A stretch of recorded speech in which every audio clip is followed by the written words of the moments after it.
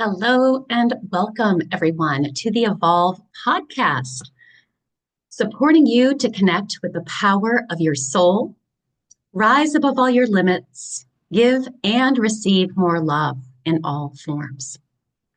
I'm your host, Tanya Penny, illness and trauma guide, spiritual alchemist, author of the Connect with the Divine You book and journals. In today's episode, I'm excited to share with you about your ego. So this is something that I've been wanting to share for some time now. And, I think it's coming up even more lately where people are talking about their egos in a way that is, with anger or hatred or, I'm going to fight my ego or, that kind of energy. And so I have a different perspective, if that's the perspective you're coming from today. And I'm going to be sharing with you, first of all, what is your ego? Like, what actually is it? And then I'm going to be sharing with you what we want to do. Do we want to work with it or do we want to fight it? And then how do we do this? How do we do this thing with our ego so that we can make some shifts? So let's start first of all, what is your ego? So from my perspective at this moment, it's made up of two different pieces. So it's made up of, number one, your wounded parts. So the parts of you that had past negative experiences and therefore took on certain limiting beliefs and fears. So the part of you that has actually had quote unquote negative experiences. And from these experiences, these wounds, these traumas, you started to hold certain limiting beliefs and fears. The second part that makes up our ego is what I call our conditioned part. So the part of you that didn't necessarily have negative experiences, that would have created these thoughts and beliefs, but other people passed them down to you. So family, the collective, culture, society. So they're not directly from your own experience, but the experience of others. And because of their quote unquote negative experiences, they've passed them on to you. Because of their limiting beliefs and fears, you've picked them up as well. So let me just give you two examples. So let's say I'll just use my own examples. My wounded part that was actually sexually abused growing up. And my mother knew about it, right? So sexual abuse by my father, mother knowing about it. So of course I have lots of different beliefs and fears, but one of them is I can't trust people, right? That would make sense that I would have that given that experience. Then the next part, a good example would be, let's say your mom's afraid of dogs and you've never had a negative experience with a dog, but because you see and hear her and, you see her fear when she's around a dog, or she actually even talks about her fear of dogs, therefore you pick up the fear of dogs, even though you've never actually had an experience. Right? So dogs are, you might hold the belief, dogs are scary, dogs are dangerous, etc. So two parts, our wounded parts that had the negative experience, and what I call our conditioned part, who picked them up from other people, family, society, the collective, etc. So next, what do we want to do with our ego? Do we want to fight it? Be angry at it? Or do we want to work with it? So fight it or work with it. And I come from the perspective that whatever we resist persists. Whatever we fight, we'll fight back. So, we often hear people talk about, I got these two parts that I'm like this internal struggle, right? So that's what I'm talking about. So we don't actually want to fight these parts of us. We don't want to reject these parts of us. We don't want to hate these parts of us. I hear people say, I hate my ego. Well, that's nice. And it's not going to get you very far. So essentially, what we want to do is we want to learn to work with these parts. And there's different ways that we're going to do that, depending on if it's, part one, piece one, or part two. So let's go ahead and talk about that for a little bit.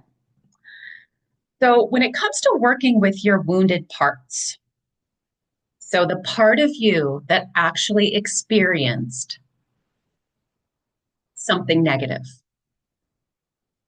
abuse, trauma, death of a loved one, an accident, lots of different teasing, lots of different ways that we could have been wounded.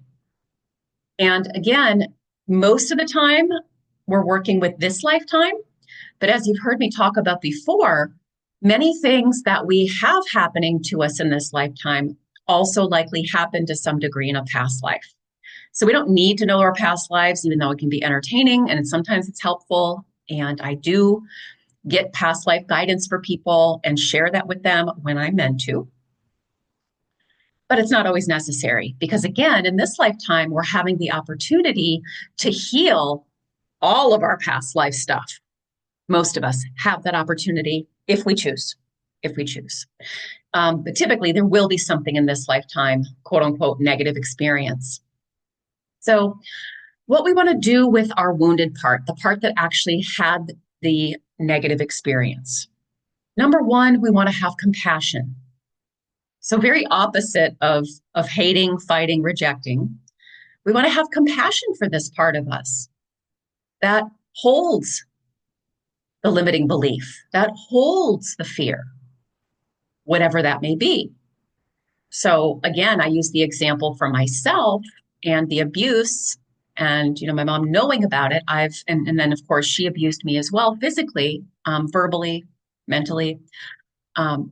So I have this limiting belief that I've worked with for a long time. Limiting belief / fear. I use those kind of interchangeably, right? I can't trust people. I can't trust people. And so I want to have compassion for this part of me. And then I want to find out, right? Number one, compassion. Number two, what is it that this part of me actually believes? And I've already discovered that, right? And I help other people to do that as well. I help you discover what is that fear or that limiting belief that's keeping you stuck in whatever you're stuck in. And then you want to find what, if that part of you is 3-year-old or 10-year-old or 16-year-old, how old is that part of you? And for some of us, like my wound went on, it was CPTSD, right? I had these negative experiences over and over and over. It wasn't just a one-time deal. But I usually start back at the initial age and ask, how old is this part of me? So for me, it's around the part, at least that was sexually abused, around the age of 6. And then it went on for a couple of years. Physical abuse from my mom, it started when I was an infant and went on, up until I became a teenager. So I want to find out, what does that part of me need to hear now? Right? What does that part of me need to hear? And I'm going to soothe that part of me. So one thing I might say, again, I'm using my example. One thing I might say to that part of me is, you know what? The truth is, you couldn't trust your mom and you couldn't trust your dad, right? They abused you. You couldn't trust them. You still can't trust them to some degree. And that doesn't mean there aren't people in the world that you can't, there are people you can trust, right? They don't represent the whole world. So I want to soothe, and again, it's going to take time. It's daily basis. And again, I have lots of tools in my work that people can use to help you do that. One of those is the self-healing process. I also have the guided therapeutic meditations and the truth activation loops. So wounded parts, compassion, acknowledgement, right, of what they validate, why they might have that limiting belief or fear. And then soothing them with what is true now.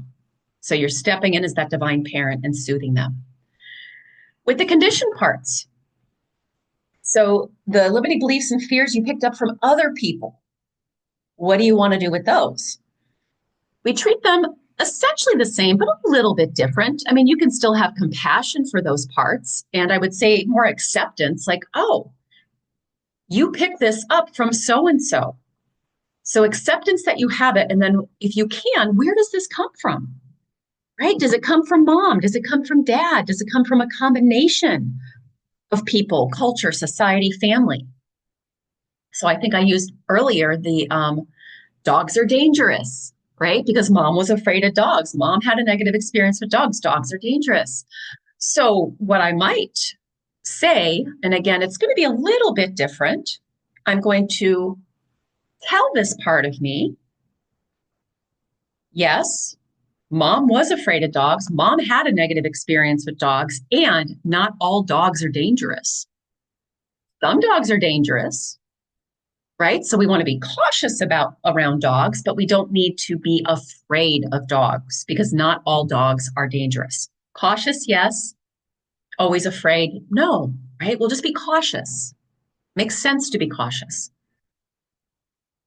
So again, there's lots of different tools out there, right? I have my 3 main tools that help with these ego pieces, both the wounded parts that had the actual negative experiences, and then the conditioned parts, right? That took on these limiting beliefs and fears from others.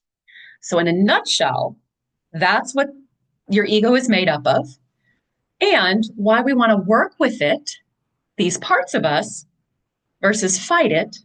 Not going to get anywhere if you fight it. And then a very simple how. And I know many of you listening to this already have signed up for my Evolve Starter Kit. And if you haven't, I recommend to do that because you get a sample of these tools that I'm talking about to help you work with your ego, to help you work with these parts of you, the wounded, the conditioned, through the self-healing process, guided therapeutic meditation, and truth activation loops. And you can find the link for the Evolve Starter Kit below this. And if you'd like more support, deeper support, you may also want to check out my Break Free from the 3 Ps: perfecting, pleasing, and pretending. So it's a deep dive into what I consider the 3 most common patterns, survival patterns that come from, right? They come from our wounds, our traumas, and they're also passed down. Here's the condition, right? Many of us see and hear our parents, our family, other adults in our lives as children acting out these patterns, which are all driven by fear and all have specific limiting beliefs, right? That keep you stuck in these patterns, which hold you back in all areas of your life. So you can also find the link for that program below. So just want to thank you guys for joining me for the Evolve podcast. Feel free to share this episode and any other episode that you feel would benefit others in your life with them.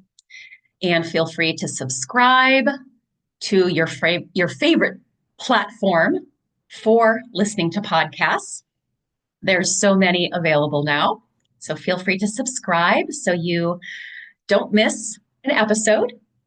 And for those of you who didn't know, I am also doing live podcasts now. I'm going to have a live guest every month. And I will go ahead and put the link to sign up for that. So you get the details for all the live podcasts, which run about an hour. And we open up and actually take live questions and give guidance. So again, thank you for joining me. Thank you for being brave and for doing this deeper work that we are here to do on the planet right now so that we can all ascend and we can co-create the heaven on earth that we are here to do and to live.